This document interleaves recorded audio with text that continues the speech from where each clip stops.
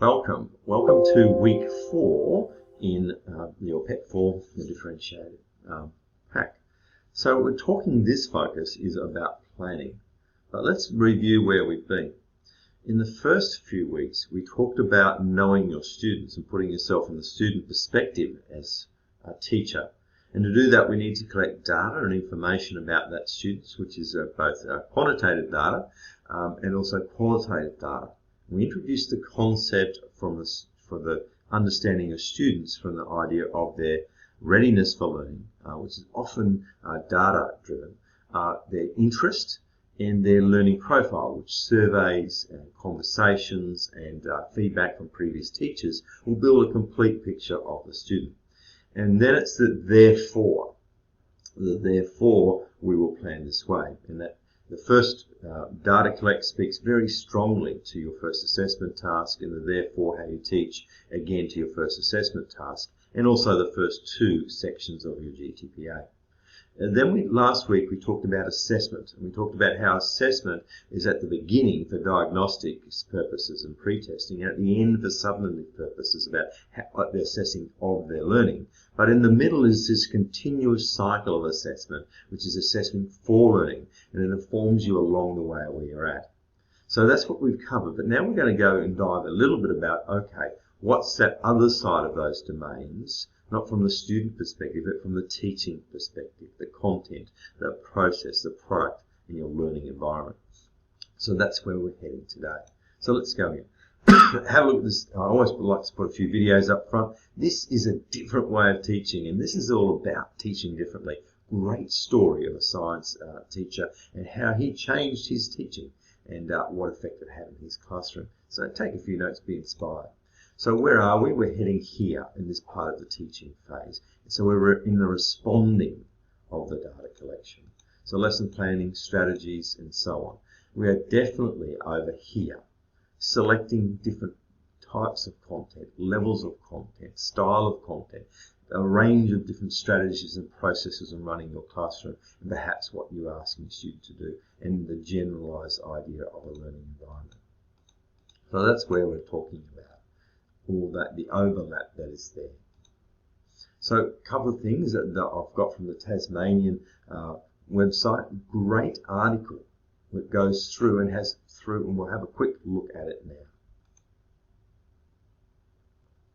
So you look at this in detail, we're skimming through, and what I like about it, there's a bit of a verb, but it talks about these types of differentiation, and it gives practical examples that you might want to consider in your practice as a teacher, but also in your PEP that's coming up. So I'm skimming very quickly here. It explains what they are, and then it gives an example with perhaps a video example of it. Goes into the next section, knowing your students' key messages. This is what it looks like. And I'm scrolling. Here's some practical examples and the video examples. So it goes throughout the whole document, looking at the various aspects of it. So I think that's quite beneficial to dive. Keep that resource. You might find it useful for your academic justification that you have. So that's from the Tasmanian Teaching Department. Well, the next one is the New South Wales department. Click on that link, and similarly, it will go through a number of things about differentiated practice. So let's have a quick squiz at that. So here I've pulled it forward, and on this page it says establishing considerations, choice, tiered lessons, what's that about? Working with small groups, anchor activities and scaffolding, various scaffolding for readiness. Here you go, a whole lot of different things, and you can actually click on a whole lot of different examples. So great resource to consider for your differentiated practice. So let's go back to our PowerPoint. Here. So here is also a bit of a summary document that I've distributed, and you find on the Moodle page that talks about and defines what sort of aspects are these content, process, product, and learning environment. And this is you now as a teacher enacting those things. So here again another little graphic, but the important part that we look at class is the diamond. In other words, most of your teaching, it's represented graphically. Most of your teaching will be here in the middle level, but you'll have extension and you'll have extra support. and it will be both in scope and depth. So for an extension of content selection, you'll deepen the engagement through greater breadth and depth for those students who can cope with that. So you're providing information which will extend your students. It's now in the opposite end is simplifying the depth and simplifying the range of the content to really great key illustrative examples. And it'll be a mixture in the middle that are there. However, I want to challenge the concept you teach to the middle and do a bit of extra and do a little bit of extra support at the other end. So that's a concept that you need to have a look at. And it's through this. It's called scaffolding up. Watch the video and it helps you understand how can I create expectation, learning expectation. Now, I believe that your class will rise to the level you put it. Your expectation is. So if you have a high expectation, you'll be surprised at how they rise to that equation. So this talks about not teaching to the middle, not planning for the middle, but actually planning for the highest level and then planning and backward mapping from there. And that ensures that you maintain high expectations. And there's an exercise in your class, in your textbook, goes through a number of multiple examples about how you can plan in that process. We do a little exercise in class where we have a look at a science curriculum. This is an old unit. It looks differently now. But how would you plan for, at the highest level, for geographical changes, extreme weather conditions, for example, taking a subtopic from a curriculum area and say, when I plan for this, what would it look like? And the exercise is designed to say, plan at the highest level. This is what a great student would be doing, high and then backward design, as opposed to saying, what would the average kid need to know? And you do that with breadth and depth. And so here's perhaps a worked example. You can pause and have a closer look, and we get you to do it. And this idea of adjustable assignments is taking that concept forward in this video that we'll look at. And it talks about that tiering that you might want to do in your lesson. And when they say assignments, they're talking about what you notice about the T1s if you read through all of them is that they are on a little bit more of a basic level, a little bit more of a straightforward level. Like, here's an idea. Tiered assignments enable teachers to see it going through. Here we have tiering. Now, what is tiering? Tiering is having different levels. Now, what tiering speaks to is the student's readiness.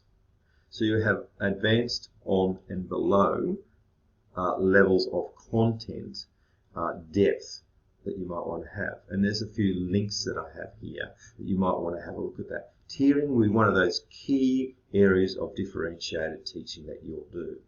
Because if you want to meet the learner need of that great student, your focus student who's above, then you're going to have to provide above standard, above the normal to meet their learning need. In the same way, for the student under, you're going to have to do a tiering which is matching, because Vygotsky's zone of proximal development, I'm sure you know what that is.